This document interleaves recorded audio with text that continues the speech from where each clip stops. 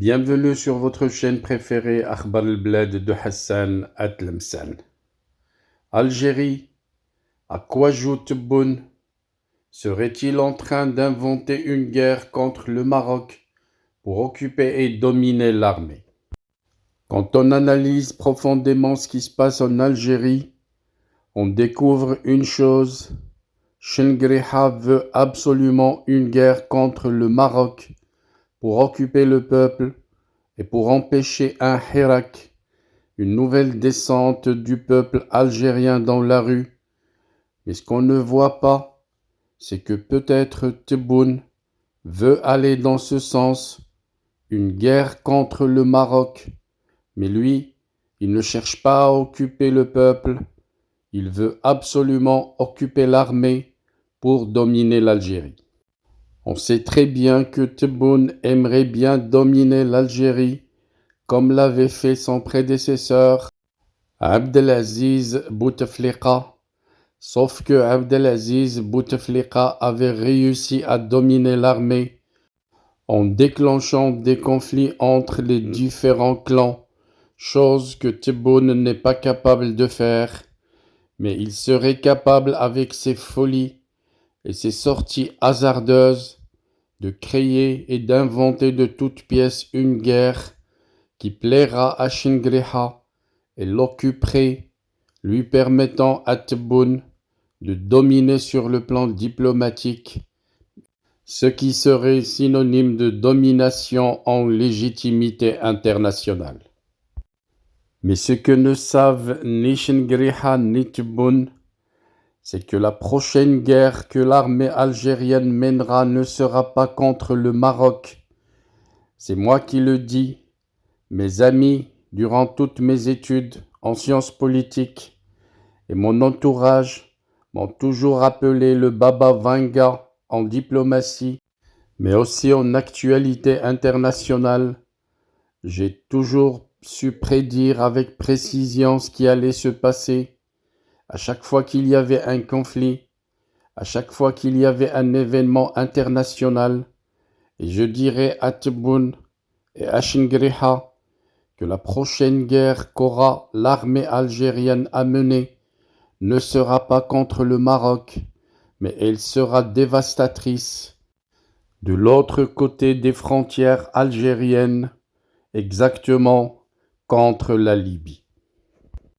La prochaine guerre que mènera l'Algérie sera contre un pays détruit par la France, et cette guerre coûtera très cher à la France, qui a tout fait pour détruire l'État libyen, un État qui, depuis que Sarkozy avait commis cette folie, cherche à s'unir et n'arrive pas à le faire.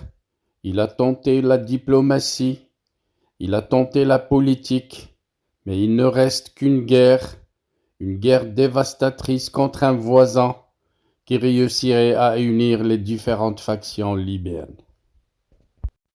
Les services secrets algériens sont conscients de cette hypothèse et la preuve, ils essayent de dévier l'attention de l'Algérie en essayant de créer un petit conflit entre la Libye et la Tunisie, en manipulant à fond l'autre faux Tunisien, Kais Saïd, qui ne sait pas ce qu'il est en train de faire. Et là, je lance un message à qui de droit qui pourrait décrypter mon message.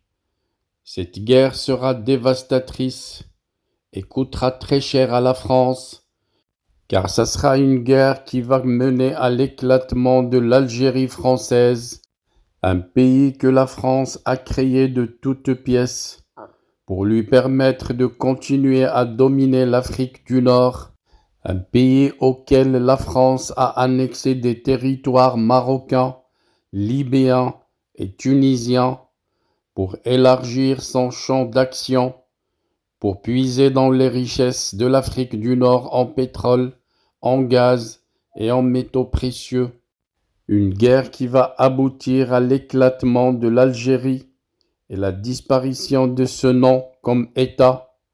Une guerre qui va mener à la libération et l'indépendance de l'État kabyle et de la récupération par le Maroc, par la Libye et par la Tunisie, de toutes les terres que la France leur avait prises pour les annexer à son État créé, l'Algérie. Rappelez-vous bien de mes propos pour cette nuit. Vous direz un jour que le propriétaire de la chaîne Akhbar al-Blad de Hassan Atlemsan avait prédit cette guerre. Mais en attendant que ma prédiction se réalise, revenons à la dernière folie, la dernière sortie hasardeuse de Abdelmjid Tebboune, qui a confirmé mes doutes, car Abdelmjid Tebboune en personne a insisté pour maintenir sur la chaîne Al Jazeera ces graves accusations contre le Maroc. Des graves accusations formulées par le président algérien Abdelmjid Tebboune lors de sa dernière interview accordée à Al Jazeera. Elle aurait pu être supprimée ou enlevée pour ne pas être diffusée au regard de l'ampleur inédite de leur gravité.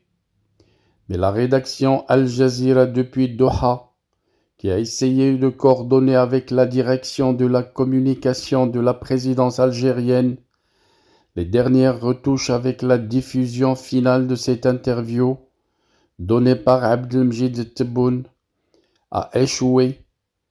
Selon des sources très sûres, la rédaction de la chaîne Qatari International a proposé de remanier certains propos de Tebboune pour donner une plus grande épaisseur à cet entretien exclusif. Il s'agissait notamment d'enlever certains passages qui n'étaient pas clairement formulés, mal expliqués, ou qui pouvaient susciter des spéculations malsaines sur les intentions du président algérien. C'est le cas à titre d'exemple des propos très dangereux et inédits tenus par Tebboune sur la supposée participation du Maroc à l'assassinat de 2 diplomates algériens enlevés en 2012 à Gao par un groupe terroriste armé au nord du Mali.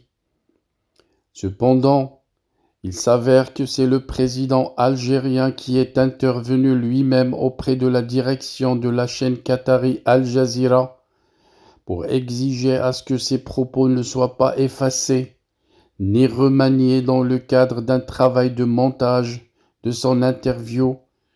Abdelmjid Tebboune a beaucoup insisté sur l'importance que revêt à ses yeux cette déclaration guerrière et exceptionnellement hostile contre le Maroc.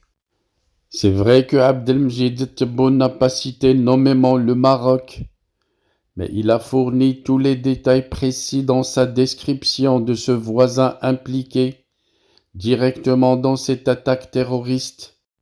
Le président algérien a ainsi manifesté ouvertement sa volonté auprès de la chaîne qatari Al Jazeera de mettre en exergue ces accusations gravissimes afin d'adresser un énième message politique hostile aux voisins marocains.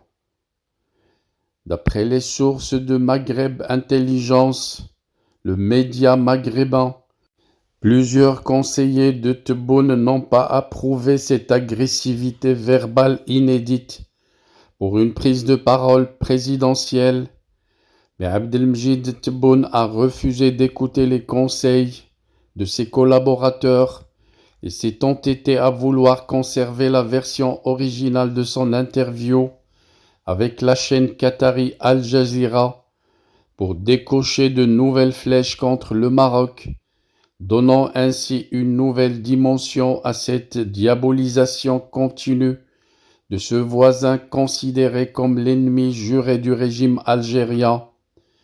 Pour rappel, Tebboune a expliqué dans sa dernière interview diffusée par Al Jazeera que la première victime de l'instabilité au Mali, c'est l'Algérie, a-t-il déclaré sur la question des diplomates algériens qui ont été enlevés au nord du Mali en 2012. Abdelmjid Tebboune n'a pas hésité à poigner du doigt la responsabilité du Maroc, sans pour autant le dire directement. Nous savons qui a fait cela.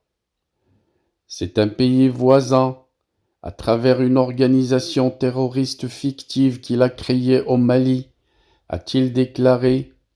Même s'il ne nomme pas cet État voisin, l'accusation est sans doute adressée au Maroc, avec lequel l'Algérie a rompu ses relations depuis août 2021, ont reconnu à ce sujet de nombreux médias algériens. Rappelez-vous donc ma prédiction, que certainement qui de droit arrivera à décrypter.